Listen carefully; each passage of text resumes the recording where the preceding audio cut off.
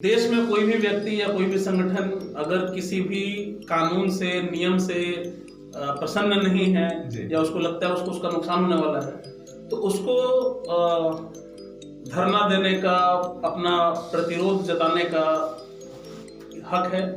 लेकिन अब अगर कोई दूसरा पक्ष इस बात पे अड़ जाए कि नहीं ये तीनों कानून वापस होंगे तभी बात हो, सच्चाई ये है कि आप अपने घर में भी देखिएगा तो खाना बनाने में क्या खाना बनेगा, क्या इस पे एक मत हो सकता है कोई? तो किसान आंदोलन सर जो हुआ था तो मतलब क्या लगता है आपके हिसाब से, क्या है वो, सही है गलत है क्या है?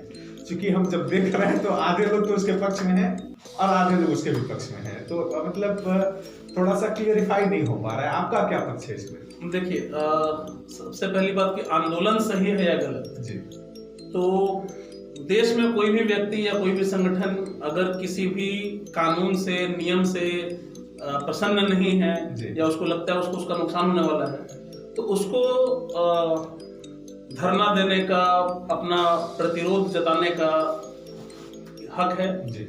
और इस तरह से ये आंदोलन गलत तो हम नहीं कह सकते कोई भी। लेकिन जब भी कभी एक आंदोलन होता है तो स्वाभाविक तौर पर एक मुद्दा है तो आप उसके पक्ष में भी लोग मिलेंगे, आपको विपक्ष में भी लोग मिलेंगे, पक्ष में भी तर्क मिलेंगे, विपक्ष में भी तर्क मिलेंगे।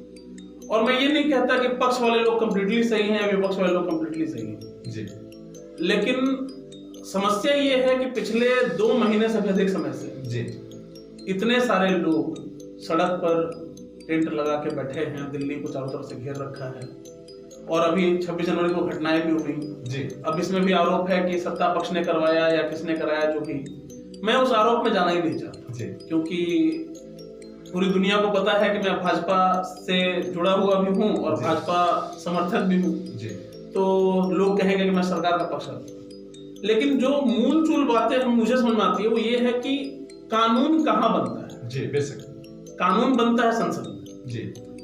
जनता सर्वोपरि है, लेकिन जनता के पास क्या अधिकार है? जनता के पास अधिकार है प्रतिनिधि चुनने का जी।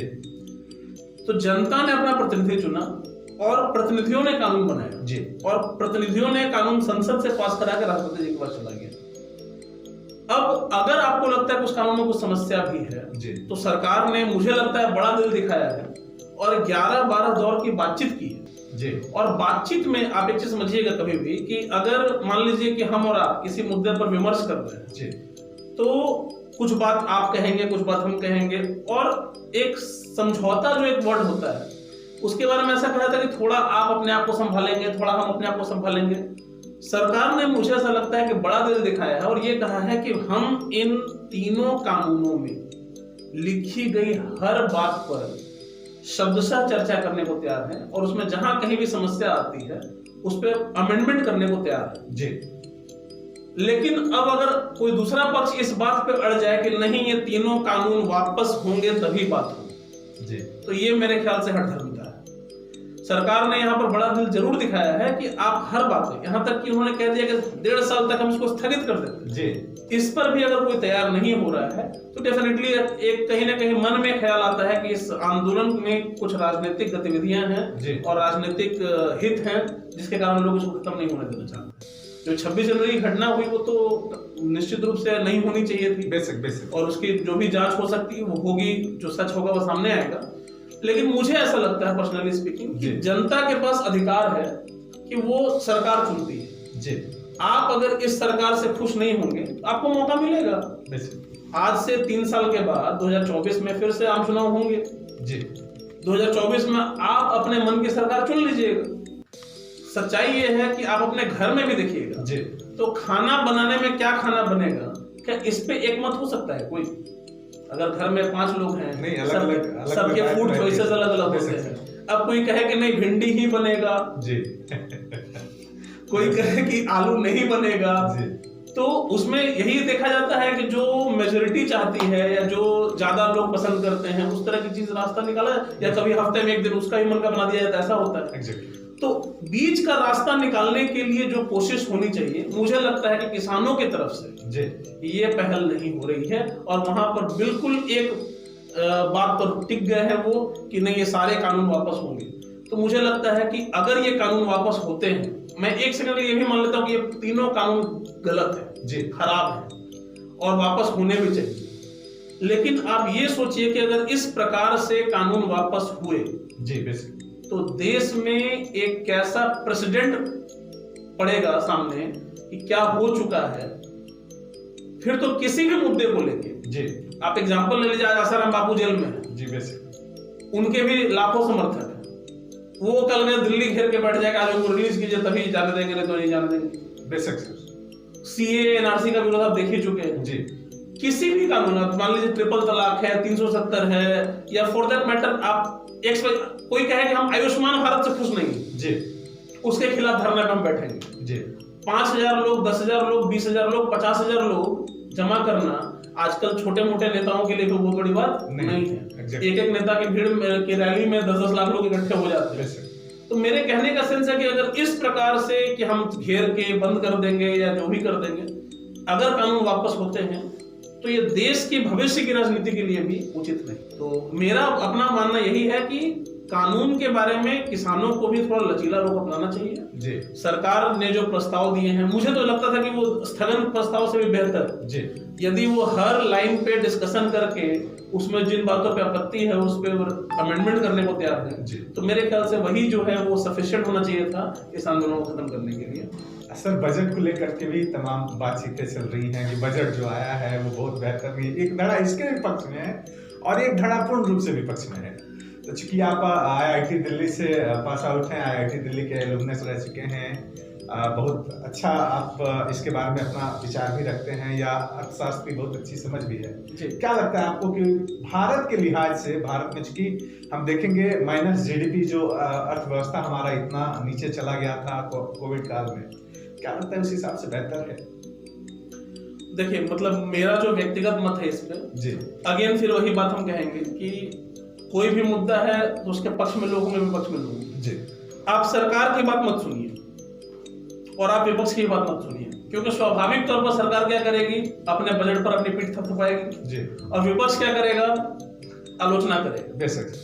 तो आज तक मैंने तो कोई भी बजट नहीं सुना, खास करके जब से कांग्रेस पार्टी विपक्ष में गई है, जी, जिस बजट के बारे में कहा गया हो कि नहीं ये अच्छा बजट है। जी, मतलब भारतीय जनता पार्टी खास करके वाजपेयी जी के समय में जब हुआ करती थी तो ऐसा होता भी रहा होगा, बट आजकल ऐसा नहीं हो पाता। मैं तो सिर्फ ये मान के चलता हूँ कि ये सच्चाई है कि आज जो अर्थव्यवस्था है वो नेगेटिव जा रही है जी, लेकिन नेगेटिव जो जा रही है वो पूरे विश्व में जा रही है जी, और विश्व के कंपैरिजन में देखिए तो कोविड से लड़ाई में मैं इस बात के लिए सबसे पहले प्रधानमंत्री जी को धन्यवाद देना चाहूंगा कि इतनी बड़ी जनसंख्या और इतनी लचर स्वास्थ्य सुविधाओं के बाद भी जी, जिस तरह से कोविड पर नियंत्रण पाया गया है, मुझे लगता है दुनिया में एक मिसाल है। जी, बेशक। लोग कहते थे कि जैसे इटली में लोग सड़क पर गिरते हुए मर रहे हैं, वैसे लोग भारत में, और कुछ लोगों ने ये भी कहा टेस्ट कम हो रहे हैं, ये कम हो रहे हैं, लेकिन ये ऐसी चीज जो छुपने वाली चीज नहीं है। मतलब अगर इससे लोगों की मृत्यु होगी तो वो सामने दिखाई पड़ेगा, पहली चीज। दूसरी बात, हमारे अगल बगल दिखेगा, हमारे रिलेटिव्स में दिखेगा, हमारे फ्रेंड सर्कल में दिखेगा, हर जगह दिखेगा। दूसरी चीज ये है कि यह स्वाभाविक है कि जब इतनी बड़ी महामारी आएगी, आप इतिहास को जरा ध्यान रखिए, भारतीय रेल क्या आज से पहले आपने बंद सुनी थी कभी? नहीं सुनी। तो ये तो पूरी दुनिया को मानना पड़ेगा, भारत के सभी नागरिक को मानना पड़ेगा कि ये बिल्कुल एक्स्ट्रा ऑर्डिनरी सिचुएशन जी। और पूरी दुनिया जब नेगेटिव में गई है तो स्वाभाविक तौर पर हमारा देश दूसरा छूता नहीं रहा है जी। हो सकता है ज्यादा भी नेगेटिव गया हो, इसलिए क्योंकि हमारी स्वास्थ्य सुविधाओं को बेहतर करने की कोशिश करना पड़ा, इकोनॉमी को बंद करना पड़ा, सबसे पहले लॉकडाउन का निर्णय लिया गया था भारत सरकार द्वारा, तो डेफिनेटली ये फर्क पड़ेगा। लेकिन आज आप देखिए, मैंने भी पढ़ा था एक इकोनॉमिक रिपोर्ट IMF का जिसने प्रेडिक्शन किया है कि 2021-22 का जो सेशन है उसमें 11.5% ग्रोथ रहेगी। और स्वाभाविक तौर पर दुनिया में जो एक माहौल मुझे दिखाई पड़ रहा है वो ये दिखाई पड़ रहा है कि भारत जो है वो इस चीज से बहुत तेजी से उभरेगा जी। तो मुझे लगता है कि कोई कारण नहीं है कि हम इस बात को ना माने कि हम बहुत तेजी से उभरेंगे जी। और जो बजट मैंने देखा है जी, देखिए आम जनमानस के जीवन पर लोग नॉर्मली सोचते हैं कि टैक्स में क्या रिलीफ मिला या इस तरह की चीज देखते हैं जी, सामान्य यूज की जो चीजें हैं उसमें क्या रिलीफ मिली, लेकिन छोटी छोटी चीजें हैं। जैसे मैं आपको एक बात बताता हूँ जी, बहुत लोगों को जानकारी नहीं होती, हार्ट की जो बीमारी होती है जी, उसमें एक स्टेंट डलता है जी, स्टेंट डलता है। उस स्टेंट की पहले कीमत कुछ भी होती थी मनमानी कीमत होती है, कोई 90,000 एक स्टंट का, कोई 1 लाख, कोई 1.5 लाख, जो मन करे वो। जी बेसिक। इस सरकार ने फिक्स किया है कि वो 30,000 से ऊपर नहीं हो सकता। तो मैं आपको पर्सनली बता रहा हूं कि हेल्थ सेक्टर में आम आदमी के लिए जिस तरह की योजनाएं सरकार ने चलाई हैं, और अभी आपने देखा बजट भी 94,000 करोड़ से 2,35,000 करोड़ हेल्थ का दिया जी। तो जो सरकार ने, इस प्रधानमंत्री जी ने कहा था जान है और जहान है, तो मुझे लगता है कि जान बचाने के लिए सबसे पहले हेल्थ, उसको प्रायोरिटी दी गई है जी। मुझे लगता है कि अर्थव्यवस्था और सुचारू रूप से आगे बढ़े, उसके लिए जरूरी होगा लिक्विडेशन का, थोड़ा लोगों के पास पैसा पहुंचे, लोगों के पास काम पहुंचे, और उसके लिए जरूरी सबसे बड़ा क्या होता है, इंफ्रास्ट्रक्चर। तो मैंने तो इस बजट में दोनों चीजें देखी हैं कि हेल्थ पर भी अच्छा फोकस रहा है और इंफ्रास्ट्रक्चर डेवलपमेंट पर भी बहुत अच्छा फोकस रहा है जी। बाकी थोड़ी बहुत देखिए, हर चीज में बेहतर करने का स्कोप तो रहता ही रहता है, बेशक। आप कभी भी संतुष्ट नहीं हो सकते जी। और दूसरी बात यह है कि अगर आपके पास कोई और बेहतर विकल्प है, तो आप जो भी देश के नागरिक हैं जी, उनको ये, जैसे विपक्ष ही है, तो विपक्ष सरकार को बताए कि नहीं, आपने जो ये बजट में एलोकेशन किया है, इसमें आलोचना करने की जगह ये बजट जो है वो कूड़ा है जी। ये कहें कि हाँ, इस बजट में ये प्रावधान एक्स्ट्रा करते, ये हमारी तरफ से सलाह है आपको, तो देश का भला होगा। अगर सरकार को कन्विंसिंग लगेगा तो हो सकता है अडॉप्ट भी करेगी। जो अभी कोविड के पैकेजेस अनाउंस हुए थे, वो पिछले साल के बजट में नहीं थे जी। सरकार ने आउट ऑफ द बॉक्स जाके किया उस काम को, क्योंकि जरूरत के हिसाब से काम होती है। तो मुझे लगता है कि बजट ओवरऑल, अभी जैसे सेंसेक्स में देख रहा हूँ, मार्केट देख रहा हूँ, मार्केट में 50% से अधिक रिटेल इन्वेस्टर्स होते हैं जी। एक दिन में 2500 पॉइंट्स, दूसरे दिन में 1700-1300 पॉइंट्स, इस तरह का उछाल मार्केट में है। इसका साफ मतलब है कि बाजार ने इस बजट को हाथों हाथ लिया है और बहुत आसानी से एक्सेप्ट किया है। सर, लेकिन जो विपक्ष है वो तो कह रहा है कि यहाँ किसानों के लिए कुछ नहीं है, गरीबों के लिए कुछ नहीं है। वो तो कह रहा है कि ये पूंजीपतियों की सरकार है और उसने एक बजट लाया जो पूंजीपतियों के हित के लिए है। अच्छा, तो अब मैं इस पे एक ही बात पे फोकस करता हूँ जी, कि किसानों के लिए क्या है जी। लागत से 1.5 गुना एमएसपी जी, 1000 नई ई मंडियां खोलने का प्रावधान जी। और जो लोग अभी तक कह रहे थे कृषि कानूनों के कारण की मंडियां बंद हो जाएंगी, एमएसपी खत्म हो जाएगी, मुझे तो सरकार का जो करनी है वो इन आरोपों को बिल्कुल निराधार बताता है जी।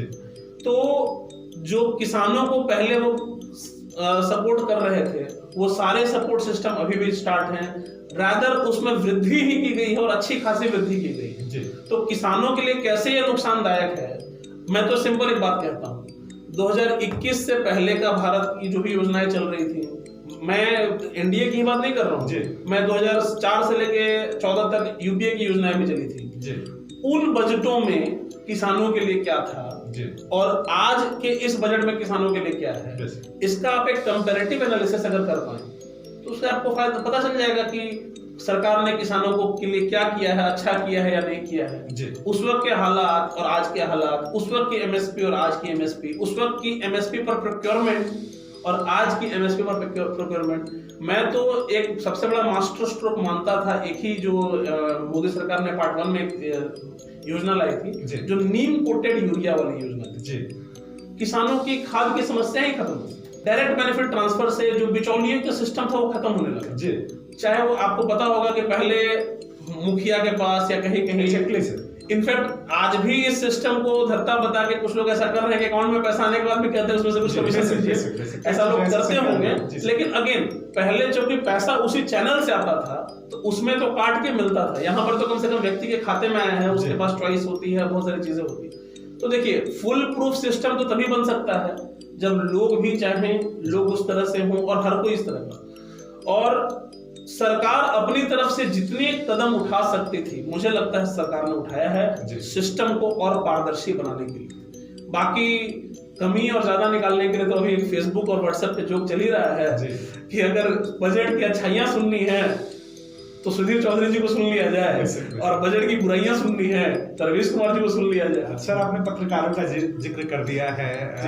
आजकल पत्रकारों को लेकर के भी बहुत सारे सवाल उठने लगे हैं कि जो पत्रकार हैं, जैसा आपने कहा कि बजट की अच्छाइयों को जानना है सुधीर कुमार को सुन ले, बुराइयों को जानना है तो एनडीटीवी को देख, जी रवीश कुमार को देख जी। तो सर, आपको क्या लगता है कि मतलब एक तरीके से पत्रकारिता पे भी ये संकट नहीं है क्या, कि मतलब सरकार की चीजों को लेकर के पत्रकारों को मतलब टारगेट किया जा रहा है? या देखिए, पत्रकारिता क्या वास्तव में, मेरे कहने का मतलब यह है सर कि क्या पत्रकारिता वास्तव में अपने जगह से हट गई है, राजनीति से प्रेरित होकर पत्रकारिता होने लगी? मैं पत्रकारिता पर अब कुछ कमेंट करने की इच्छा नहीं रखता हूँ कि पत्रकारिता कैसी चल रही है, क्या चल रही है।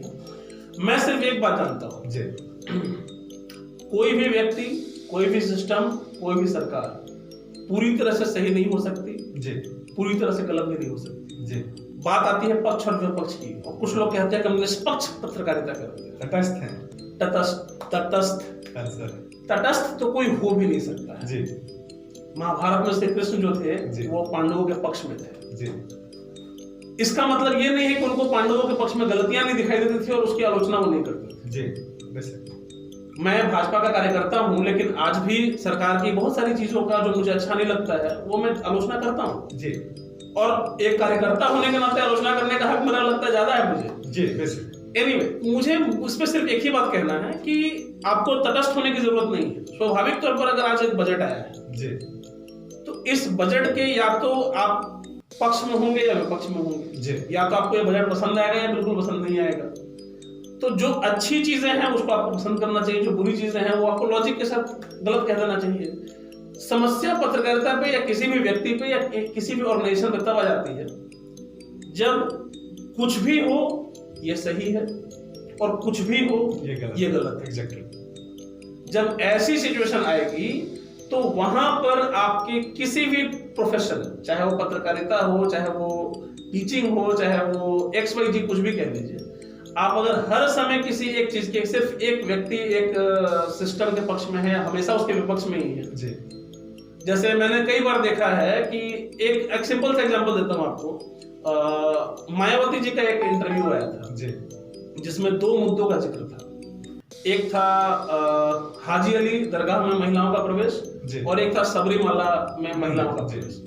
जब सबरीमाला का निर्णय आया, जो न्यायालय ने कहा कि महिलाओं को जाने की अनुमति मिलनी चाहिए, तो मायावती जी ने कहा हाँ बिल्कुल मिलनी चाहिए, ऐसा होना चाहिए, वैसे होना चाहिए। और ऐसा ही निर्णय जब कोर्ट जो है वो हाजी अली में देती है तो उन्हीं मायावती जी का स्टेटमेंट आता है कि मुझे लगता है कि धर्म से जुड़े जो मामले हैं वो धार्मिक लोगों को ऊपर छोड़ देना चाहिए, न्यायालय को इसमें हस्तक्षेप नहीं करना चाहिए। इस दोयम दर्जे की राजनीति या इस तरह की चीजों से समस्या होती है।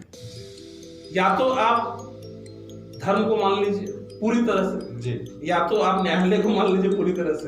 आज आप सुप्रीम कोर्ट के बारे में ही सोचिए, जिन जजेस के बारे में, जैसे आजकल अभी जो राज्यसभा सांसद है हमारे पूर्व न्यायाधीश जी श्री रंजन गोगोई जी, जब उन्होंने जस्टिस दीपक मिश्रा के खिलाफ जो 4 जज बैठे थे, उस समय सेम जो विपक्ष है वो उनके गुण गाता था, और जब उन्होंने ही अयोध्या में राम मंदिर के पक्ष में फैसला दिया और आज राज्यसभा में है तो उनके नजर में वो बिक गए। मतलब उस ओहदे पर बैठे व्यक्ति के बारे में जब लोग ऐसी धारणाएं बना लेते हैं तो पत्रकार और आम जनता तो उससे अछूती रही नहीं सकती। आपको सिर्फ यही देखना होगा कि आप पक्ष में है, विपक्ष में है, क्या हमेशा पक्ष में है या क्या हमेशा विपक्ष में है।